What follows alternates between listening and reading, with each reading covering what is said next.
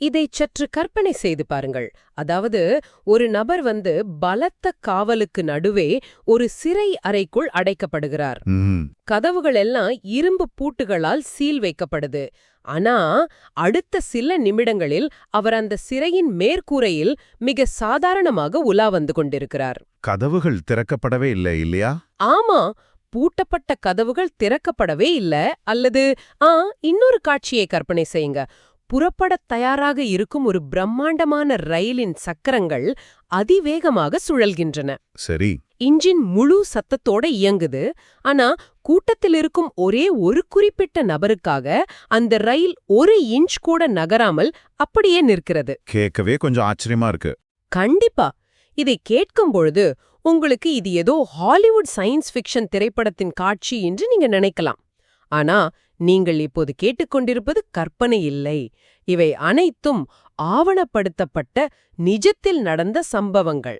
சொல்லப்போனா நம்மால் நம்பவே முடியாத நம்முடைய சாதாரண மனித புரிதல்களை தலைகீழாக புரட்டி போடக்கூடிய விஷயங்கள் தான் இவை. ஆமா. இன்று நாம் இந்த ஆழமான அலசலில் எடுத்திருக்கும் மூலக்கூறுகள் மிக சாதாரணமான பௌதிக விதிகளுக்குள் அடங்காதவை. உண்மைதான். இன்று நாம் அலசப்போகும் தகவல்கள் புகழ்பெற்ற ஆன்மீக மகானான லாஹிரி மகாசயர் மற்றும் 300 ஆண்டுகள் வாழ்ந்ததாக கூறப்படும் திரைலங்க சுவாமி இவர்களோட வாழ்வில் நடந்த சில நம்ப முடியாத சம்பவங்கள் பற்றியது. ஆமா. இந்த உரையாடலின் நோக்கம் ஏதோ சில மாயாஜால கதைகளை கேட்டுவிட்டு ஆச்சரியப்படுவது மட்டும் கிடையாது. உங்களுக்கு இது முற்றிலும் ஒரு புதிய திறப்பாக இருக்கப் போகிறது. நிச்சயமா. நாம் வாழும் இந்த உலகத்தின் இயற்கை விதிகளையும் தாண்டி இயங்கும் பிரபஞ்ச சக்திகள் எப்படி வேலை செய்கின்றன, மனித உடல் மற்றும் மனதின் எல்லையற்ற சாத்தியக்கூறுகள் என்ன, இதை தர்க்கரீதியாகவும் ஆழமாகவும் புரிந்து கொள்வதற்கான ஒரு பயணம்தான் இது. அதாவது இந்த மூல நூலை படிக்கும்போது ஒரு விஷயம் மிக தெளிவா புரியுது. என்ன விஷயம்? அற்புதங்கள் என்பவை இயற்கைக்கு முரணானவை இல்லை. அவை நாம் இதுவரை புரிந்து கொள்ளாத உயர்ந்த இயற்கை விதிகளின் செயல்பாடு மட்டும்தான். ஆழமான கருத்து. இதை லாஹிரி மகாசேரின் மனைவியான காசிமணியின் வாழ்க்கையிலிருந்து தொடங்குவது சரியாக இருக்கும்னு நினைக்கிறேன். கண்டிப்பா. எனக்கும் அந்த பகுதி ரொம்ப பிடித்திருந்தது. நமது மூல நூலாசிரியர் காசியிலுள்ள லாஹிரி மகாசேயரின் வீட்டிற்குச் செல்கிறார். அங்கு லாஹிரி மகாசேயரின் மனைவியான காசிமணியை சந்திக்கிறார். ஆமா. வயதான காலத்திலும் கூட அந்த பெண்மணியின் முகம் ஒரு தாமரை போல் மலர்ந்து ஒரு ஆன்மீக மனத்தை பரப்பியவாறு காட்சியளிக்குது. அவர் ஒரு குடும்ப பெண்ணாக தன் வாழ்க்கையை தொடங்கினாலும் அவர் அடைந்திருந்த ஆன்மீக முதிர்ச்சி சாதாரணமானதல்ல. அது எப்படி சாத்தியமாச்சு? அதுதான் அந்த சந்திப்பின் சிறப்பே. அவர் தனது கணவரின் உண்மையான தன்மையே, அதாவது அவர் ஒரு சாதாரண மனிதர் இல்லை, மாபெரும் யோகி என்பதை உணர்ந்த அந்த தருணத்தை பற்றி விவரிப்பது மிகவும் ஆழமான ஒரு பதிவு. சரி. அதுவரை அவர் லாஹிரி மகாசயரை வெறும் ஒரு கணவராக, குடும்ப தலைவராக மட்டுமே பார்த்திருந்தார். அந்த தருணம் எப்படிப்பட்ட ஒரு அதிர்ச்சியை அவருக்கு கொடுத்திருக்கோன்னு நினைத்து பாருங்க. ஒரு நாள் இரவு காசிமணி திடீரென விழித்து பார்க்கிறார். அவர்கள் தூங்கிக் கொண்டிருந்த அந்த இருண்ட அறை முழுவதும் ஏதோ ஒரு பிரகாசமான ஒளியால் நிரம்பியிருக்கு. கற்பனை செய்ய முடியாத அழகுடன் தேவதூதர்கள் காற்றில் மிதந்து கொண்டிருக்கிறார்கள். எல்லாவற்றிற்கும் மேலாக அவரது கணவர் லாஹிரி மகாசையர் பத்மாசனத்தில் தரையிலிருந்து பல அடி உயரத்தில் அந்தரத்தில் மிதந்து கொண்டிருக்கிறார். தேவதூதர்கள் அவரை வணங்குகிறார்கள். இத நேரா பார்க்கும்போது எப்படி இருந்திருக்கும்? ஆமா, இதை பார்த்ததும் அவருக்கு எப்படி இருந்திருக்கும்? தான் கண்டது கனவா என்று அவர் திகைத்து நிற்க, லாஹிரி மகாசையர் அவரிடம் சொல்றார், நீ கனவு காணவில்லை, இனி என்றென்றைக்கும் உனது அஞ்ஞான உறக்கத்தை விட்டொழி என்று. இந்த இடத்துல நாம கவனிக்க வேண்டியது ஒரு மனிதரின் பார்வை எப்படி மாறுது என்பதைத்தான். அதாவது தான் தினமும் பார்த்து பழகிய ஒரு நபர் பிரபஞ்ச சக்தியோடு இணைந்த ஒரு மாபெரும் யோகி என்பதை அந்த பெண்மணி உணர்கிறார். சரி. இது வெறும் ஒரு அதிசய காட்சி இல்ல, இது ஒரு ஆன்மீக விழிப்புணர்வு. இதை நான் என் கோணத்துல எப்படி பார்க்கறேன், இதை கேட்டுக்கொண்டிருக்கும் நீங்களும் இதை கொஞ்சம் கற்பனை செய்து பாருங்க. நம் தினமும் பார்க்கும், சாதாரணமாக பழகும் நம் வாழ்க்கை துணை, ஆமா, பிரபஞ்ச சக்திகளை ஆளும் மாபெரும் நபராகவும் உருமாறி நிற்பதை பார்த்தால் எப்படி இருக்கும்? அது ஒரு மிகப்பெரிய மன அதிர்ச்சி தானே. கண்டிப்பா. ஒரு மனைவியாக அந்த மனமாற்றத்தை அவர் எப்படி உடனடியாக ஏற்றுக்கொண்டார்? நேற்று கணவராக இருந்தவரை இன்று குருவாக பார்க்கும் அந்த சரணாகதி நிலைக்கு அவர் எப்படி வந்திருப்பார்? இது எனக்கு மிகவும் ஆச்சரியமாக இருக்கு. சொல்லப்போனா அந்த சரணாகதி என்பது வெறும் மனக்கட்டுப்பாட்டால் அறுபது கிடையாது. பின்ன எப்படி? அது ஒரு மிக முக்கியமான ஆன்மீக தீட்சையின் மூலம் நிகழ்கிறது.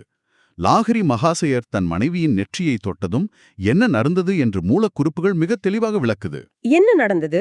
அவர் தொட்ட அந்த ஒரு நொடியில் காசிமணிக்கு ஞானக்கண் என்று சொல்லப்படும் 3வது கண் திறக்கிறது. அந்த ஞானக்கண் திறக்கும் அனுபவம் எப்படிப்பட்டது?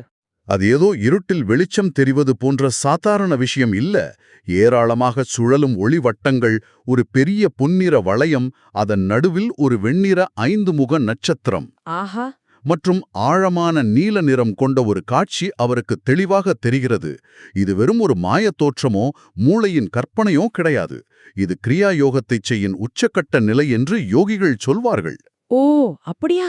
ஆமா, இந்த அனுபவத்தின் மூலம் அவரது உணர்வு தன் உடலையும் தாண்டி எல்லையில்லா பரவலியின் ராஜ்யத்திற்குள் ஊடுருவிச் செல்கிறது. பல மணி நேரங்கள் அவர் பேரானந்த நிலையில் இருக்கிறார். அதன் பிறகே அவர் இயல்பு நிலைக்கு திரும்புகிறார். அந்த தருணத்திலிருந்துதான் லாஹிரி மகாசயர் அவருக்கு வெறும் கணவர் இல்லை, தன் ஆன்மாவை வழிநடத்தும் குரு என்ற ஆழமான தெளிவு பிறக்குது. அதாவது ஆன்மீக விழிப்புணர்வு என்பது வெறும் புத்தகங்களை படித்து புரிந்து கொள்வது இல்ல, அது நேரடியாக உணர வேண்டிய ஒரு பௌதீக மற்றும் மனரீதியான மாற்றம்னு சொல்றீங்க. கரெக்ட். சரி, இந்த ஆன்மீக விழிப்புணர்வு என்பது வெறும் மனதளவில் நடக்கும் ஒன்று மட்டுமல்ல. அது நம் அன்றாட வாழ்வின் பௌதீக விதிகளையே, அதாவது பிசிக்ஸ் விதிகளையே எப்படி மாற்றி அமைக்கிறது என்பதே இந்த நூலின் அடுத்த சில சம்பவங்கள் மிக தெளிவாக காட்டுகின்றன. ஆமா, அபயா என்ற சீடரின் கதையை எடுத்துக்கொள்வோம். கண்டிப்பா. அபயாவுக்கும் அவர் கணவருக்கும் நடந்த அந்த ரயில் சம்பவம் ரொம்பவே சுவாரஸ்யமானது. அபயாவுக்கு நடந்த சம்பவங்கள் பருப்பொருள்களின் மீது மனித மனம் எப்படி ஆதிக்கம் செலுத்துகிறது என்பதை சந்தேகத்திற்கிடமின்றி நிரூபிக்கின்றன. ஆமா, அபயாவும் அவரது கணவரும் காசிக்கு புறப்படுகிறார்கள். ஆனா வழியில் ஏற்பட்ட போக்குவரத்து நெரிசலால் ஹவுரா ரயில் நிலையத்திற்கு மிகவும் தாமதமாக வர்றாங்க. சரி. அவர்கள் பிளாட்ஃபார்மை நெருங்கும்போது காசி ரயில் புறப்படுவதற்கான விசில் சத்தம் கேட்கிறது. வண்டி நகரத் தொடங்கிடுச்சு. அந்த பதற்றத்தில் அபயா மௌனமாக தன் குருவான லாஹிரி மகாசயரிடம் எப்படியாவது இந்த ரயிலை நிறுத்துங்கள் என்று மனதிற்குள் கெஞ்சுகிறார். உடனே என்ன நடக்குது? அடுத்த நொடி ரயில் புறப்பட்டு விட்டது. அதன் சக்கரங்கள் மிக வேகமாக சுழல்கின்றன. இன்ஜின் இயங்குது. ஆனா வண்டி ஒரு இன்ச்சு கூட முன்னேறி செல்லவே இல்ல. அட, ரயில்ல உள்ள அனைவரும் ஏன் அந்த ரயிலின் டிரைவர் உட்பட திகைத்து போய் இறங்கி பார்க்கறாங்க. எந்த பழுதும் இல்ல. அபயாவும் அவரது கணவரும் ஓடி சென்று ரயிலை ஏறின பிறகுதான் வண்டி மெதுவா நகரத் தொடங்குது. இந்த ரயில் சம்பவம் எவ்வளவு வியப்பானதுன்னா, ஒரு யாந்திரத்தின் இயக்கத்தையே பல மைல்களுக்கு அப்பால் இருந்து கொண்டு ஒரு யோகியால் கட்டுப்படுத்த முடிகிறது. இது மட்டுமல்ல, இதே அபயாவின் வாழ்க்கையில நடந்த இன்னொரு சம்பவமும் மூலக்குறிப்புகள்ல இருக்கு. ஆமா, அது இன்னும் ஆச்சரியமானது. அபயாவுக்கு தொடர்ந்து 8 குழந்தைகள் பிறந்து சிறு வயதிலேயே இறந்திருக்கின்றன. அதனால் 9வது குழந்தை பிறக்கும்போது அவர் மிகுந்த அச்சத்தில் இருக்கிறார். இயற்கையான பயம்தான் அது. ஆமா, அப்போது லாஹிரி மகாசயர் அபயாவிற்கு ஒரு அறிவுரை கூறுகிறார். இரவில் உனக்கு ஒரு பெண் குழந்தை பிறக்கும். விடியும் வரை அந்த அறையில் ஒரு எண்ணெய் விளக்கு எரியும்படி பார்த்துக்கொள். எந்த காரணத்தைக் கொண்டும் விளக்கை அணைய விடாதே அப்படின்னு சொல்றாரு. ஆனால் மனித இயல்புப்படி என்ன நடக்குமோ அதுவே அங்கும் நடக்குது. இரவு வெகு நேரமானதால் குழந்தையை பார்த்துக் கொள்ளும் செவிலியரும் தாயும் அசதியில் தூங்கிவிடுகிறார்கள். விளக்கில் எண்ணெய் தீர்ந்து சுடர் மெல்ல மெல்ல அணையப் போகுது. சரியா அந்த நேரத்துல ஒரு பெரிய சத்தத்துடன் அந்த அறையின் கதவு தானாக திறக்குது. லாஹிரி மகாசயரின் உருவம் அங்கே நேரில் தோன்றுது. நேரில் வந்துட்டாரா? ஆமா, அவர் வேகமாக சென்று அந்த அணையப் போகும் விளக்கை காட்டியதும் திடுக்கிட்டு எழுந்த செவிலியர் பதறிப்போய் அதுல எண்ணெயை ஊற்றுகிறார். விளக்கு மீண்டும் பிரகாசமாக எரியத் தொடங்கியதும் லாஹிரி மகாசயர் அப்படியே காற்றில் மறைந்து விடுகிறார். வாவ்! கதவு தானாக மூடிக்கொள்கிறது. அதன் பிறகு அந்த 9வது குழந்தை எந்த ஆபத்தும் இல்லாமல் பிழைத்துக் கொள்கிறது. இது ஒரு அற்புதமான தருணம். ஆனா ஒரு நிமிஷம், இதை கேட்கும் உங்களுக்கு ஒரு கேள்வி எழலாம். எனக்கும் அதே கேள்விதான் இருக்கு. என்ன கேள்வி? ரயிலின் சக்கரங்கள் அதிவேகமாக சுழன்றாலும் வண்டிய ஒரு அங்குலம் கூட நகராமை நிறுத்துவது, பூட்டிய அறைக்குள் பல 100 மைல்களுக்கு அப்பாலிருந்து திடீரென உடல் உருவத்தோடு தோன்றுவது, இதெல்லாம் நம்ம சயின்ஸ் கிளாஸ்ல படிச்சு இயற்பியல் விதிகளுக்கு முற்றிலும் எதிரானதில்லையா? ஆமா. இதை எப்படி சாத்தியம்னு நம்புவது? ஒரு மனித உடலால் எப்படி பூட்டிய கதவு வழியாக நுழைய முடியும்? இது ரொம்பவே இயல்பான ஆனால் மிக முக்கியமான கேள்வி. இங்குதான் நாம் அந்த மூலக்கூறுகள்ல உள்ள மிக ஆழமான தத்துவத்தை புரிந்து கொள்ள வேண்டும். சொல்லுங்க. இந்த உலகமும் அதில் நாம் பார்க்கும் பொருட்களும் ரொம்பவே கடினமானவை, மாற்ற முடியாதவை என்று நாம் நினைக்கிறோம். ஆனால் தற்கால குவாண்டம் பிசிக்ஸ் என்ன சொல்கிறது? என்ன சொல்லுது? நாம் பார்க்கும் எந்த பொருளும் திடமானது கிடையாது, எல்லாமே அணுக்களின் அதிர்வுகள் தான் அப்படின்னு சொல்லுது. இதைத்தான் யோகிகள் பல ஆயிரம் ஆண்டுகளுக்கு முன்பே வேறு வார்த்தைகளில் சொன்னார்கள். அப்படியா?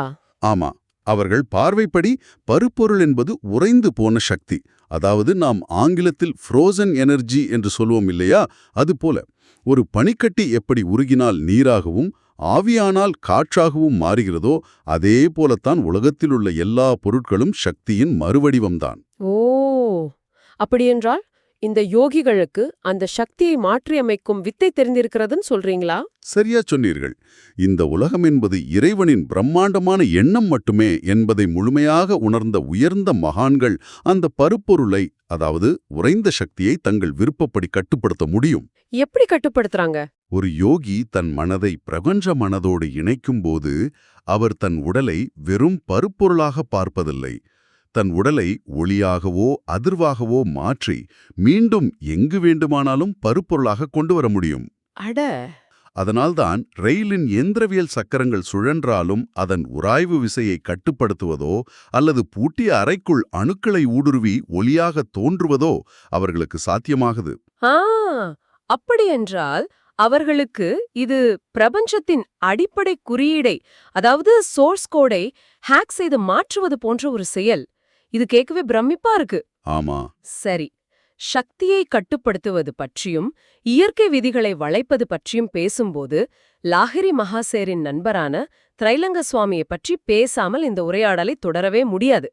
என்னை பொறுத்தவரை இந்த ஆவணத்தில் உள்ள மிக சுவாரஸ்யமான அதே சமயம் மர்மமான நபர் இவர்தான். மர்மமான நபர், அந்த வார்த்தையே நீங்க சரியாக பயன்படுத்தினீர்கள். திரைலங்க சுவாமி ஒரு சாதாரண மனிதர் கிடையாது. அவர் காலத்தின் தேவுகளுக்கு எதிராக நின்ற ஒரு மாபெரும் சித்தர். அவர் 300 ஆண்டுகள் வாழ்ந்ததாக வரலாற்று குறிப்புகள் சொல்கின்றன. ஆமா, அவரை பற்றி கூறப்படும் வர்ணனையே ஆச்சரியமாக இருக்கு. 300 பவுண்டுக்கு மேல் எடை கொண்ட ஒரு பிரம்மாண்டமான உடல். அவர் செய்த அற்புதங்களை கேட்டா உண்மையிலேயே தலை சுற்றுகிறது. கண்டிப்பா. பல நாட்கணக்கில் கங்கை நீரின் மேல் மிதப்பது, கொதிக்கும் பாறைகளின் மேல் சாதாரணமாக அமர்ந்திருப்பது என்று இயற்கையின் சீற்றங்களை முற்றிலும் வென்றவராக இருந்திருக்கார். எல்லாவற்றுக்கும் மேலாக நான் ஆரம்பத்தில் சொன்ன சிறைச்சாலை சம்பவம். அந்த சிறை சம்பவம். அவர் எந்த உடையும் அணியாமல் நிர்வாணமாக தெரிந்ததால் அப்போதிருந்த பிரிட்டிஷ் போலீசார் அவரை பிடித்து சிறையில் அடைக்கிறாங்க. கதவுகள் பலமாக பூட்டப்படுகின்றன. ஆனால் அடுத்த சிறிது நேரத்தில் என்னாச்சு இருப்பதை காண்கிறார்கள். அவர் எப்படி பூட்டிய அறைக்குள் இருந்து வெளியே வந்தார் என்பது பிரிட்டிஷ் போலீசாருக்கு புரியவே இல்லை. இங்க நான் முன்னால் பேசிய அதே குவாண்டம் தத்துவத்தை தான் திரைலிங்க சுவாமியும் பயன்படுத்தியிருக்கார். மனித உடல் என்பது திண்மமானதில்லை, அது வெறும் அணுக்களின் தொகுப்பு என்பதை தன் வாழ்நாள் முழுவதும் நிரூபித்தவர் அவர். சரி, திரைலிங்க சுவாமி மக்களுக்கு உணர்த்த விரும்பியது ஒரு முக்கியமான பாடம். மனித வாழ்க்கை என்பது வெறும் நாம் சுவாசிக்கும் பிராணவாயுவையோ, நாம் உண்ணும் உணவையோ அல்லது மனிதர்கள் உருவாக்கிய இரும்புச் சிறைகளையோ சார்ந்தது கிடையாது. மனித பிரக்ஞா சுதந்திரமானது என்பதை தனது இத்தகைய செயல்கள் மூலம் அவர் உலகிற்கு நிரூபித்தார். இதுல அவர் வாழ்க்கையில் நடந்த அந்த சுண்ணாம்பு கலவை சம்பவம் என்னால் மறக்கவே முடியாது. அது ரொம்பவே முக்கியமான ஒரு பதிவு. ஆமா, ஒரு நாத்திகன் சுவாமியின் சக்தியை நம்பாமல் அவரை ஒரு போலி என்று நிரூபிக்க நினைக்கிறான். ஒரு நாள் சுவருக்கடிக்கும் கெட்டியான சுண்ணாம்பு கலவைய ஒரு பாத்திரத்தில் எடுத்துக்கொண்டு இது கெட்டித் தயிர் என்று பொய் சொல்லி அவரிடம் குடிக்க கொடுக்கிறான். சாதாரண மனிதன் அந்த சுண்ணாம்பு குடித்தா குடல் இறந்துடுவான் இல்லையா? நிச்சயமா. சுவாமிக்கு இது சுண்ணாம்பு என்று தெரியும். ஆனாலும் கொஞ்சமும் தயங்காமல் அந்த எரியும் சுண்ணாம்பை முழுமையாக குடித்து விடுகிறார். ஆனா அடுத்த சில நிமிடங்களில் நடப்பதுதான் உச்சக்கட்டம். அந்த சுண்ணாம்பை குடித்த சுவாமிக்கு எதுவும் ஆகல. அவர் அமைதியாக இருக்கிறார். ஆனால் அதை குடிக்க கொடுத்த அந்த நாத்திகன் தரையில் விழுந்து தன் வயிறு நெருப்பில் எரிவது போல வேதனையில் துடிக்கிறான். இந்த இடத்துலதான் நாம் மிக ஆழமான ஒரு தத்துவ பகுப்பாய்வுக்கு செல்ல வேண்டும். இதை கேட்கும் உங்களுக்கு ஒரு சந்தேகம் நிச்சயம் வரலாம். என்ன சந்தேகம்? அதாவது அந்த நாஸ்திகன் செய்த தவறுக்காக ஒரு மாபெரும் யோகியான திரைலங்க சுவாமி அவனை பழிவாங்கினாரா அப்படின்னு ஒரு யோகிக்கு கோபம் வரலாமா என்ற கேள்வி எழும். எனக்கே அந்த சந்தேகம் வந்துச்சு. ஆனால் உண்மை அது கிடையாது. சுவாமி துடித்துக் கொண்டிருக்கும் அவனிடம் சொல்கிறார், கடவுள் ஒவ்வொரு அணுவிலும் இருக்கிறார். என் உயிரும் உன் உயிரும் ஒன்று என்பதை நீ உணரவில்லை. என் வயிற்றிலும் இறைவன் இருக்கிறான் என்பதை நான் அறியாவிட்டால் இந்தச் சுண்ணாம்பு என்னை எப்போதோ கொண்டிருக்கும். ஆஹா. இப்பொழுது நீ செய்த வினை உன்னைச் சுடுகிறது. பிரபஞ்சத்தின் விதியை இப்போதாவது புரிந்து கொள் அப்படின்னு சொல்றார். இத விளக்கும்போது கர்மா அல்லது பிரபஞ்ச நியதி எப்படி வேலை செய்கிறது என்பதற்கான ஒரு நேரடி உதாரணம் போல இருக்கு. எப்படி சொல்றது, ஒரு பந்தை சுவரில் வீசினால் அது எப்படி நம்மை நோக்கியே திரும்பி வருமோ அதுபோல அவன் செய்த தீமை அவனுக்கே திரும்பிவிட்டது என்று எடுத்துக்கொள்ளலாமா? அதேதான். இத தனிப்பட்ட பழிவாங்குதல் என்று சுருக்கிவிட முடியாது. இது பிரபஞ்ச நியதி, ஆங்கிலத்தில் காஸ்மிக் லா என்று சொல்வார்கள். இதை நம் மூல நூலில் பைபிள் வாசகங்களோடு மிக அழகாக ஒப்பிட்டிருக்காங்க. பைபிள் வாசகங்களோடா? ஆமா, இயேசு கிறிஸ்துவும் இதே போன்ற பல அற்புதங்களை செய்திருக்கார். ரோமர் 12:19 சொல்லப்பட்டிருக்கும் ஒரு புகழ்பெற்ற வாசகம் உண்டு. பழிவாங்குதல் எனக்குரியது, நானே பதிர் செய்வேன் அப்படின்னு. ஓ, அதாவது ஒரு மனிதன் இன்னொரு மனிதனை பழிவாங்க தேவையில்லை, இயற்கையே அதை செய்து கொள்ளும் என்பது அதன் அர்த்தம். இயற்கை அல்லது பிரபஞ்ச விதியானது ஒருவரின் அகங்காரத்திற்கும் அநியாயத்திற்கும் தானாகவே எதிர்வினையாற்றும். சரி. திரைலங்க சுவாமி போன்ற பிரபஞ்சத்தோடு முழுமையாக ஒன்றுவிட்ட யோகிகளுக்கு எதிராக ஒரு தீய எண்ணம் எழும்போது அந்த பிரபஞ்ச நியதி ஒரு கண்ணாடியைப் போல செயல்படுது. அந்த தீமையை உள்வாங்காமல் அதை உருவாக்கியவனுக்கே உடனுக்குடன் திருப்பி அனுப்பிவிடுகிறது. மனிதர்கள் தங்கள் குறுகிய பார்வையில் என்னை ஏமாற்றிவிட்டான், நான் பழிவாங்கப் போகிறேன் என்று கோபப்படுகிறார்கள். ஆனால் பிரபஞ்சம் அதை தானாகவே கச்சிதமாக சரி செய்து கொள்கிறது. ஹாஹா, எவ்வளவு பெரிய தத்துவத்தை ஒரு சின்ன சம்பவத்தின் மூலம் விளக்கிட்டீங்க. சரி, இப்போ இந்த நூலில் எனக்குள் எழுந்த அடுத்த முரண்பாட்டிற்கு அல்லது ஒரு தத்துவ சிக்கலுக்கு வருவோம். கேளுங்க. ஒரு பக்கம் திரைலங்க சுவாமியை பார்க்கிறோம். அவர் உலகத்தின் உடைகள் அனைத்தையும் துறந்தவர். வெயில், மழை, குளிர் என்று எதையும் பொருட்படுத்தாமல் கங்கை கரையிலும் சுட்டெரிக்கும் பாறைகளிலும் அமர்ந்திருக்கும் ஒரு முழுமையான சந்நியாசி. ஆமா. ஆனால் இன்னொரு பக்கம் லாஹிரி மகாசயரை பார்க்கிறோம். அவர் ஒரு குடும்பஸ்தர், மனைவியோடு குழந்தைகளோடு ஒரு வீட்டில் வாழ்பவர், உலகியல் கடமைகளை செய்பவர்.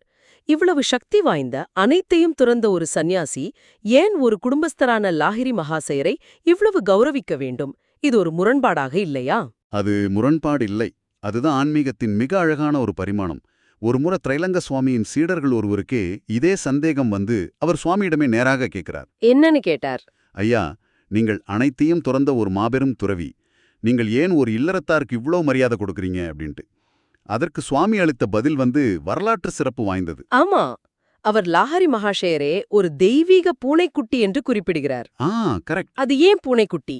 ஒரு தாய்ப்பூனை தன் குட்டியை எப்படி எங்கு வைத்தாலும் குட்டி அதை பற்றி கவலைப்படாமல் தாயின் அரவணைப்பில் அமைதியாக இருக்குமோ, அதே போல லாஹரி மகாசயர் இறைவன் தன்னை உலகக் கடமைகளில் வைத்திருந்தாலும் அதில் முழுமையான அமைதியோடு இருக்கார் அப்படின்னு சொல்றார். சரிதான்.